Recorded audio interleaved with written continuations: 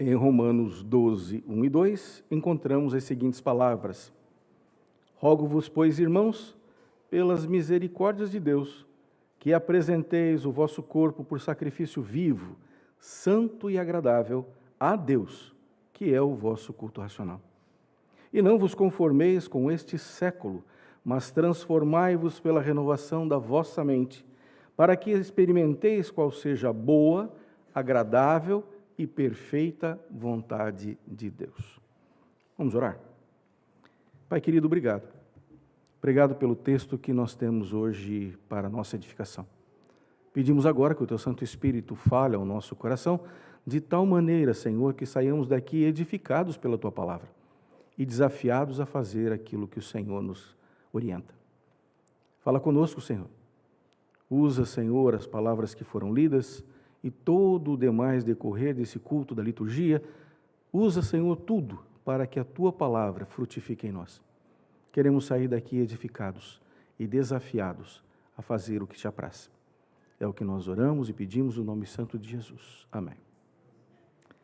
Muito bem, meus queridos. Fazendo um pequeno retrospecto desses 11 primeiros capítulos, nós vamos encontrar que o apóstolo Paulo estruturou e fundamentou a mensagem da redenção, discorrendo inicialmente sobre a depravação total e a indesculpabilidade do homem diante do Senhor, a expiação mediante o sacrifício do Cordeiro eterno e a justiça pela fé em Cristo Jesus, as obras da lei versus a obra da graça, a libertação da condenação e a transformação de criaturas em filhos e herdeiros. Ele também falou sobre a perseverança dos santos, a intercessão do Espírito, o grande amor de Deus, a eleição pela graça e o Israel espiritual que é composto pela igreja, o corpo vivo de Cristo Jesus. Até aqui o ponto principal era a ação de Deus, esse primeiro movimento do Deus que vai em busca do pecador e quer transformá-lo. E agora, no capítulo 12 em diante, Paulo vai fazer o contrário. Uma vez ouvida a voz de Deus, devemos agora atendê-la. E então agora é a contrapartida do homem, daquilo que nós devemos fazer.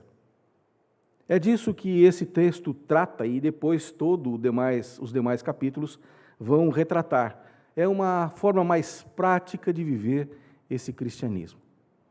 Mas como esse cristianismo deve ser vivido? Como ele se inicia? Como nós devemos olhar o que está aqui? Paulo conclama os seus leitores a consagrarem suas vidas ao Senhor, aquele que os retirou das trevas e os conduziu para a luz.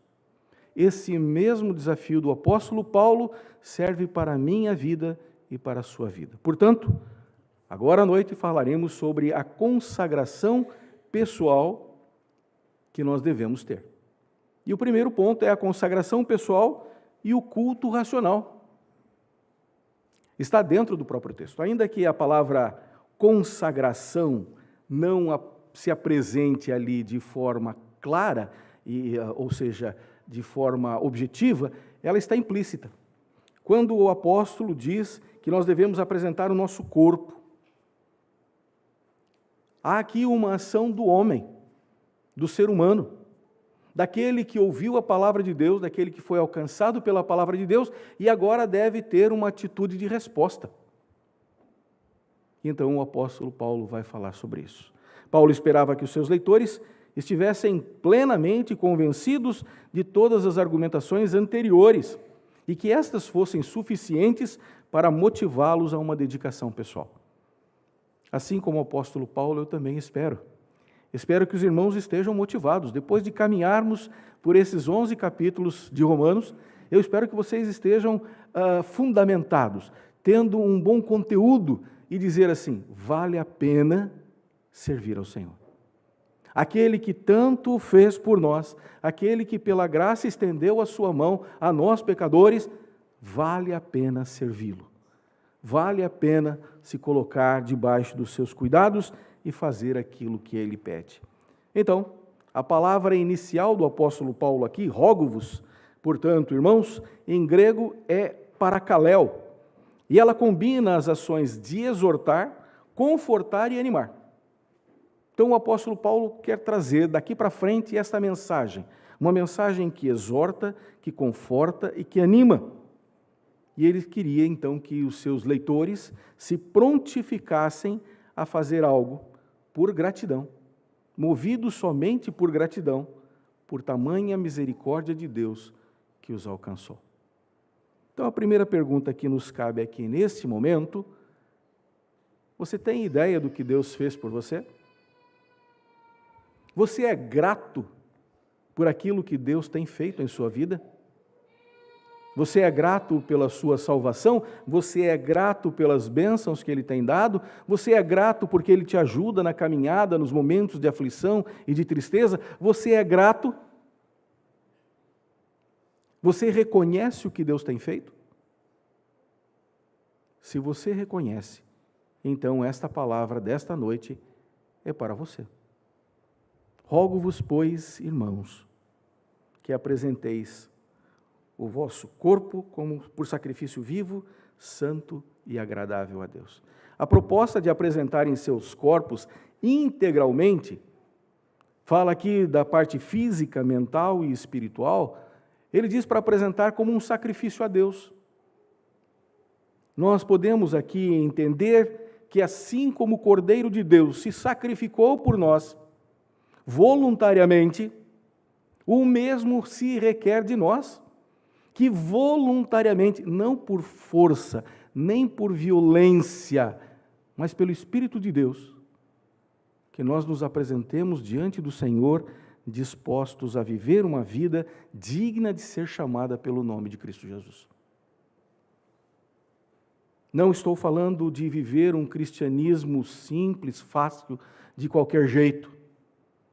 Eu estou falando de um cristianismo integral, daquele que vai até as últimas consequências, assim como o Senhor Jesus Cristo fez por nós. Ele foi até a cruz, Ele entregou a sua vida. E esse é o desafio, que nós tenhamos este mesmo sacrifício em relação a Deus.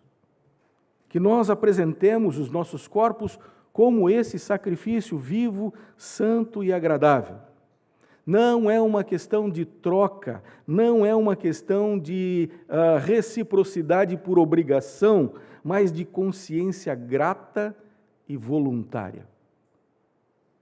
Vou me entregar aos cuidados do Senhor, porque eu quero. Sou grato pelo que Ele fez, e por isso vou me dedicar ao Senhor. Meu corpo, minha mente, meu espírito. Muito bem. Paulo lhes afirma que isso era uma atitude de consagração. Consagração é tornar santo ou dar algo a Deus, especificamente a Deus. E isso agrada a Deus, e é o que Paulo vai dizendo. Olha, se vocês entregarem o vosso corpo por sacrifício vivo, santo e agradável a Deus, e ele vai dizendo que é o vosso culto racional. Deus não quer um culto que não seja racional. A ideia de racional aqui, a palavra em grego é logikos, algo que pertence à lógica e à razão, e não ao mundo dos sentimentos. Essa consagração vem de desejo de servir ao Senhor nesse culto, e a palavra culto aqui é latreia. Latreia é a prestação de um serviço sagrado, feito de forma totalmente racional. Não é um culto emocional. Não é aquele culto que é movido por emoções, por sensações, por música boa ou coisa que o valha. Está falando de uma vida cultica. Do momento em que você acorda ao momento em que você vai deitar, o seu pensamento está no Senhor, suas atitudes estão no Senhor, suas palavras estão no Senhor. É disso que se fala esse culto racional. Meus irmãos, a aplicação prática que nós temos desse primeiro ponto é que o apelo do apóstolo Paulo permanece atual para todos aqueles que foram eleitos e compreendem tudo o que foi apresentado anteriormente por ele. Se nós entendemos, se nós compreendemos, é razoável, é aceitável, é praticamente uma consequência a nossa consagração ao Senhor. Você já se consagrou ao Senhor? Talvez você diga, pastor, eu já fiz profissão de fé. Eu já fui à frente, eu já disse que creio em Jesus. Mas eu estou falando de algo muito maior do que um ato, do que um rito, de um momento, ou talvez de um momento até de emoção. Eu estou falando de uma vida, do acordar ao deitar. Você se consagrar ao Senhor e dizer, este é o dia que o Senhor nos fez. Vou me alegrar nele. Vou viver para Ele. Você consagra a sua vida todos os dias? Você se consagra ao Senhor? Muito bem, meus irmãos. Se vamos nos consagrar, façamos isso pelo motivo certo. E o motivo certo é a gratidão. Nós estamos gratos por aquilo que Ele fez. Porque Ele nos amou quando nós éramos ainda pecadores. Ele teve misericórdia de nós quando éramos condenados à morte eterna.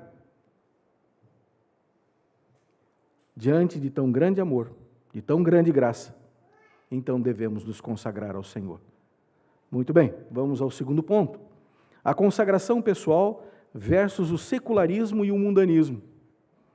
Olhando para o texto, nós vamos encontrar o apóstolo Paulo falando que uma vez que nós nos consagramos, que temos esse culto racional, nós não devemos nos conformar a este século. Fala de secularismo. Por secularismo, entenda-se um sistema filosófico e político que defende a separação entre a religião e o Estado, bem como a neutralidade do Estado em relação às questões religiosas. Isso implica em garantir a liberdade religiosa e de consciência para todos, incluindo a liberdade de não ter religião e tratar todas as pessoas, todas as religiões, de forma igualitária. Seria o equivalente a dizer, viva e deixe viver. Cada pessoa é livre para fazer o que bem entende. Uma palavra resume bem esse sistema de secularismo, esse sistema filosófico e político, e é a palavra respeito. E vocês vão ver ela o tempo todo. Respeito, respeito, respeite. O secularismo está para dizer assim, literalmente, para mim e para você, os valores que eu impuser ao mundo, você não precisa participar deles, mas você tem que respeitar quem participa, quem faz. Parece uma coisa de somenos, parece uma coisa que não tem tanta importância, mas vamos lembrar um pouquinho da sociedade romana? Como é que era a sociedade romana dos tempos do apóstolo Paulo? Uma sociedade corrupta. Era uma sociedade cujos valores morais e éticos eram terríveis. Aceitava-se de tudo. Qualquer absurdo era aceito. Vocês querem ver um sinal de secularismo dos nossos dias? Há um tempo atrás, num desfile de carnaval, vimos, estarrecidos, Jesus apanhando do diabo, tomando uma surra do diabo, sendo tratado aos pontapés. Isso é secularismo. O cristão tem que olhar aquilo e dizer, não, é a expressão de culto deles, é a expressão de cultura deles, é a expressão de valores dele, eu não posso me meter nisso, eu não posso nem reclamar. É esse secularismo que tem assolado as nossas igrejas, onde muitas delas não falam mais nada a respeito daquilo que Deus quer para a vida das pessoas. E nem da atitude que o crente tem que ter diante do secularismo. Os nossos jovens vão para as faculdades e lá eles são impregnados de doutrinas e filosofias e outras coisas mais.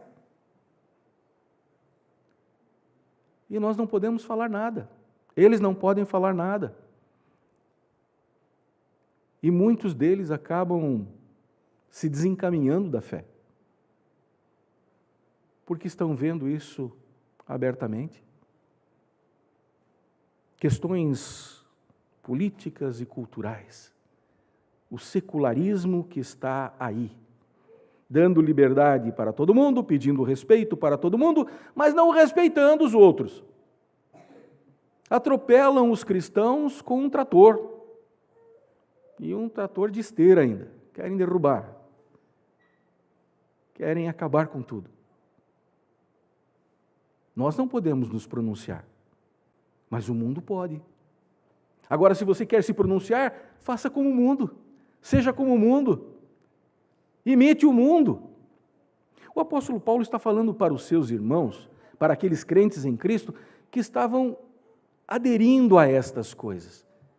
Ele diz, olha, vocês não se conformem, não tomem a forma do mundo.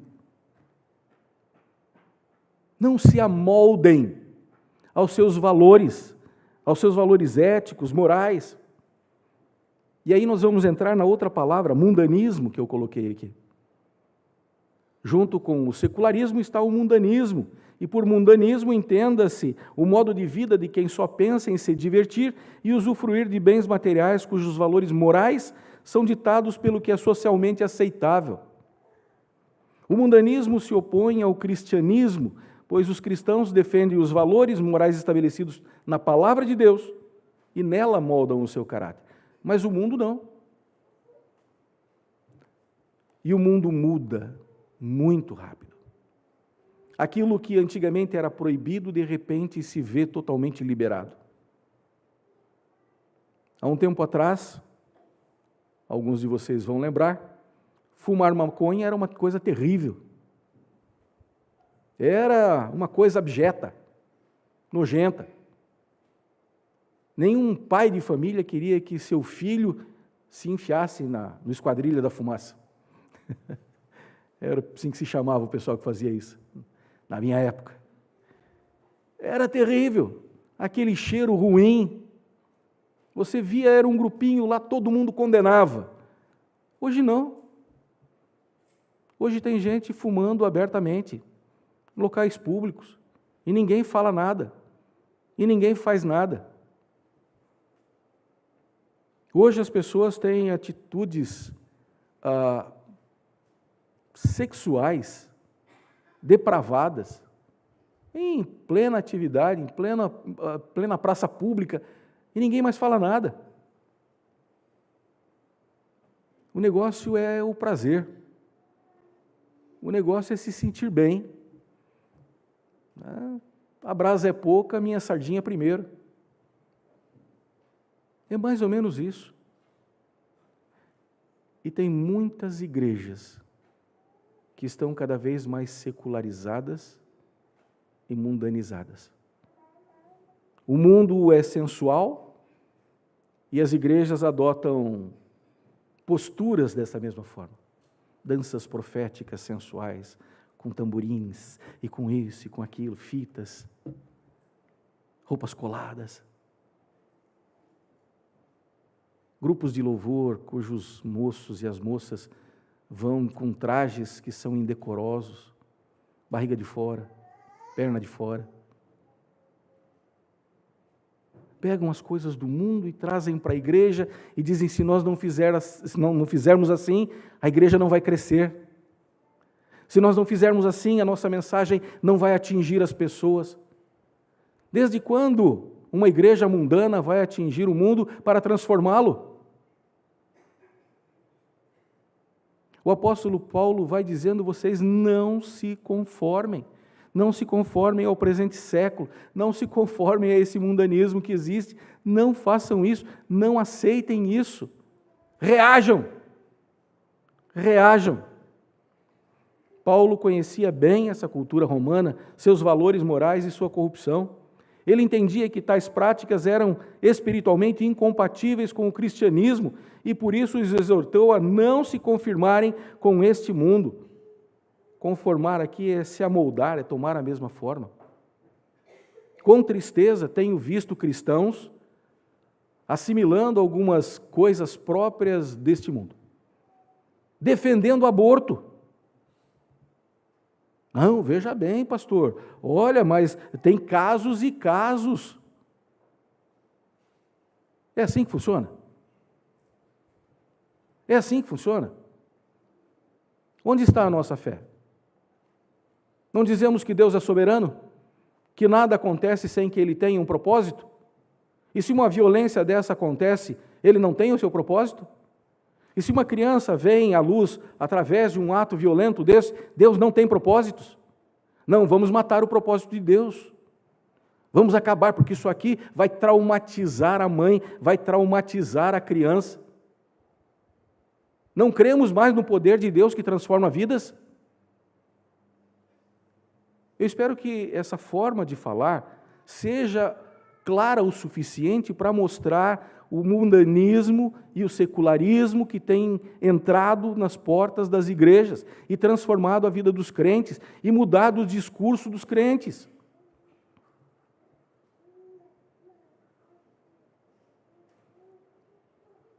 Crer é também pensar. É um livro de John Stott, essa frase é importantíssima. Nós, como crentes, precisamos pensar, temos que ser racionais. Não podemos aceitar as coisas como são, essas filosofias, essas informações que nos vêm, e dizer, não, isso vem de Deus. Não vem de Deus. Isso vem do mundo. Isso vem do diabo. Isso vem para destruir, não para construir. Aborto vem para matar, não vem para construir vida. União homossexual não gera outras pessoas.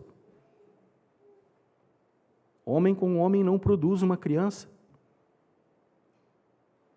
Precisamos entender isso e olhar para isso com o devido carinho e o devido cuidado, para que nós não nos conformemos com o presente século. A palavra do apóstolo Paulo passa a ser muito própria, muito próxima, muito prática. E nós devemos nos transformar. A palavra transformar aqui é metamorfo. Ele está falando aqui de usar as suas capacidades mentais, a lógica e a razão, e as suas faculdades de percepção, perceptivas, de entendimento, capacidade sóbria de fazer isso, para não se adequar a este mundo, mas se amoldar às coisas de Deus. Mas transformai-vos pela renovação da vossa mente. Pensem. Essa é a aplicação prática desse ponto. O secularismo e o mundanismo continuam presentes, continuam fazendo estrago na vida dos crentes. O apóstolo Paulo olhou para os crentes de Roma e diz, olha, eu quero alertá-los, eu quero rogar, eu quero exortar, eu quero que vocês observem isso, porque é presente, é nocivo, é danoso à fé cristã. Usem a sua mente. Pensem no que vocês estão fazendo. Reflitam sobre as coisas que estão acontecendo. E não se amoldem ao mundo, mas se transformem por uma mente que busca as coisas lá do alto. Terceiro e último ponto, meus irmãos. A consagração pessoal e a vontade de Deus. Termina o verso de número 2 fazendo exatamente isso.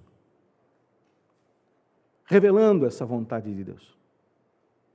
Dizendo, olha, vamos fazer isso, vamos viver isso, para que nós possamos experimentar qual seja a boa, agradável e perfeita vontade de Deus. Não é a permissão de Deus, mas a vontade de Deus. Há uma diferença bem crucial entre permissão e vontade. Quando você faz a vontade de Deus, você está em paz. Quando você faz aquilo que Deus determinou para a sua vida, ainda que isso venha te causar algum dano, você está em paz, porque sabe que está debaixo da graça de Deus. Mas quando você está debaixo da permissão de Deus, ou seja, quando você insiste em fazer do seu jeito e pede para Deus, Deus, aprova aí. Quando você insiste em fazer a sua vontade e quer a chancela de Deus, você pode incorrer em permissão. Como quem diz assim, você quer? Vai lá. É como o pai que vê o filho pequeno com o dedinho na tomada. Avisa uma, avisa duas, avisa três e nada do moleque tirar o dedo. Daí o pai diz, põe o dedo. Vai lá ver o que acontece. Permissão de Deus envolve disciplina, envolve castigo, envolve sofrimento. E tem muitos crentes vivendo debaixo da permissão de Deus e não da vontade de Deus. Não perguntam para Deus o que Ele quer. Não se importam com aquilo que Deus prescreveu, determinou, deixou registrado. Preferem fazer do seu jeito.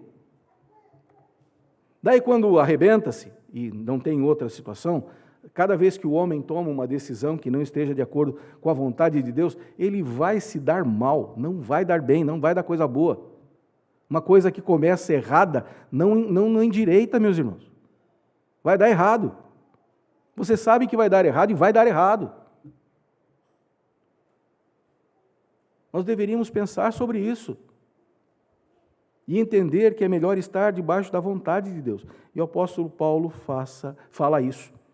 Diz, olha, vocês tenham esse objetivo, experimentar a vontade de Deus. E esse desafio, então, propõe um teste, uma prova, uma forma de verificação sobre a positividade do resultado a ser obtido.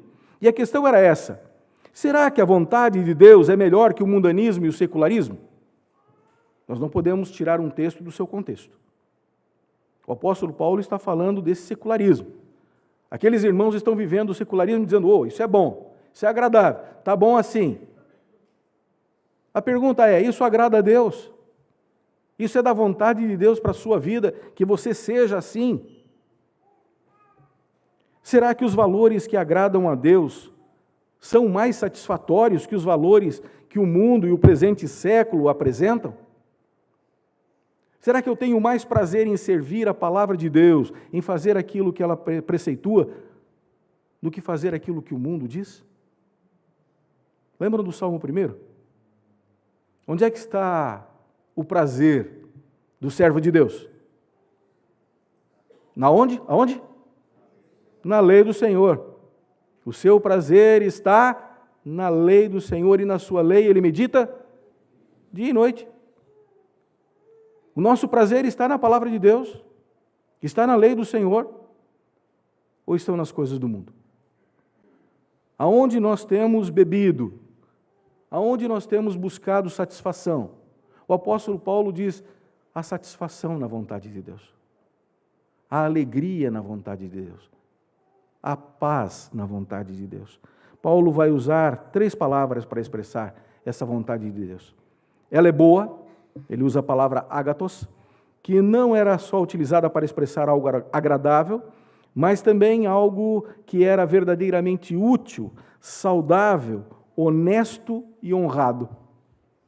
Então, quando eu falo que é boa a vontade de Deus, eu estou dizendo que ela é útil para a minha vida, que ela é saudável para a minha vida, que ela é verdadeira na minha vida, e que quando eu faço a vontade de Deus, eu honro ao Senhor. A palavra agradável que Paulo usa, euaristos, não expressa somente algo que produz satisfação, mas também algo aceitável, que não proporciona a sensação de rejeição. Ou seja, se eu faço aquilo que agrada a Deus, eu não vou ser rejeitado por Deus. Se eu faço aquilo que é a vontade de Deus, eu não vou estar com medo de Deus. Eu vou estar em paz com Ele. Agora, se eu ando na permissão de Deus, daí eu tenho que temer. Daí realmente eu tenho que temer. Se eu ando aí flertando, se eu ando buscando, ciscando, no meio desse mundanismo e secularismo que existe aí, e trazendo algumas coisas para a minha vida, certamente eu tenho que temer a Deus. O apóstolo Paulo exorta os seus leitores, dizendo, usem a cabeça. Pensem no que vocês estão fazendo, experimentem a boa, agradável e também, por fim, perfeita vontade de Deus, teleios, que vai além de algo completo e acabado, é algo que é íntegro e virtuoso. Vontade de Deus. Você já parou para pensar sobre a vontade de Deus? Se as palavras que você fala estão de acordo com a vontade de Deus? Se as atitudes que você tem estão de acordo com a vontade de Deus? Se os sentimentos que você carrega no seu coração estão de acordo com a vontade de Deus? Pensem. Usem a cabeça, a lógica, a razão. Crer é também pensar. Ser crente não é ser alienado. Ser crente é usar bem aquilo que Deus nos dá. Assumir, então, essa forma de Cristo, de entender essa perfeita vontade de Cristo, é alimentar-se de fazer isso. O Senhor Jesus Cristo disse em João 4, verso 34, a minha comida consiste em fazer a vontade daquele que me enviou e realizar a sua obra. A minha comida, aquilo que me alimenta, aquilo que me sustenta, aquilo que me mantém, em fazer a vontade daquele que me enviou. Você tem se alimentado disso? A vontade de Deus é aquilo que está dominando o seu pensamento na sua vida agora, hoje?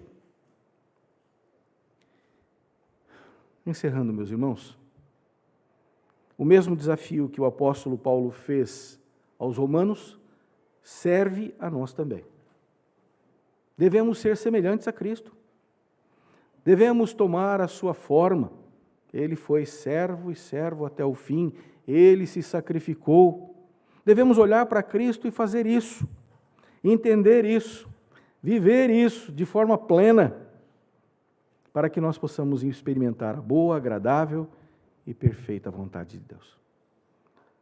Espero que vocês saiam daqui desafiados a consagrarem suas vidas verdadeiramente a Deus, de forma integral, corpo, mente e espírito. Saiam dispostos aqui a experimentar a boa e agradável e perfeita vontade de Deus. Saiam daqui dispostos a romper com o mundo, com o mundanismo, com o secularismo e dizer, não, daqui para frente eu quero ser fiel, não quero ser um crente mais ou menos, não quero ser um crente impuro, que está aí junto com essas coisas, buscando esses valores para a minha vida. Assim como o apóstolo Paulo fez esse desafio, aqueles irmãos de Roma, nós somos desafiados nessa noite a fazer o mesmo. A não nos conformar, a nos santificar, a oferecer a Deus um culto racional. Usem a sua mente. Que o Senhor Deus nos abençoe.